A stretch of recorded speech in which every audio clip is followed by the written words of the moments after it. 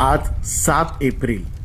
इतिहासात खूप काही घडलं, पण एक अशी घटना आहे जिथं 1, 2, 3 नाही, 7 लाखाहून अधिक लोक फक्त 100 दिवसात मारले गेले. ना युद्ध, ना सीमा, फक्त द्वेष आणि माणसानीच माणसाची केलेली कत्तल. हे सगळं घडलं का? ह्याचं कारण काय होतं? हे जाणून घ्यायचं असेल तर व्हॉइस ऑफ टाईमला नक्की फॉलो करा. व्हॉइस ऑफ टाईम, जिथं इतिहास बोलतो. आफ्रिकेतील एक छोटा देश, नाव रवाडा. तिथं राहत होते 2 समुदाय, हुट्टू आणि तुत्सी, दोघेही एकाच देशाचे.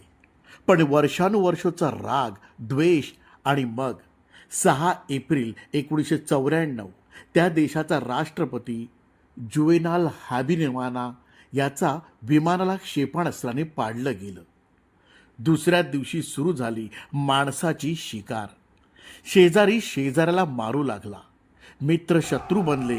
रस्त्यावर, घरामध्ये, मंदिरात, शाळामध्ये कुठेही कोणी सुरक्षित नव्हतं. फक्त 100 दिवसात सुमारे 8 लाख लोक मारले गेले. आणि सगळ्यात भयानक, हे युद्ध नव्हतं, ही होती माणसाने माणसाची केलेली कत्तल. आजही प्रश्न उभा राहतो, माणूस माणसाला का मारतो? जात, धर्म की राजकारण? जर द्वेष इतकाच योग्य असेल तर त्या 8 लाख लोकांचा गुन्हा काय होता? कोण जिंकलं शेवटी? कोणीच नाही. कारण जिथे द्वेष जिंकतो तिथं माणुसकी हरते.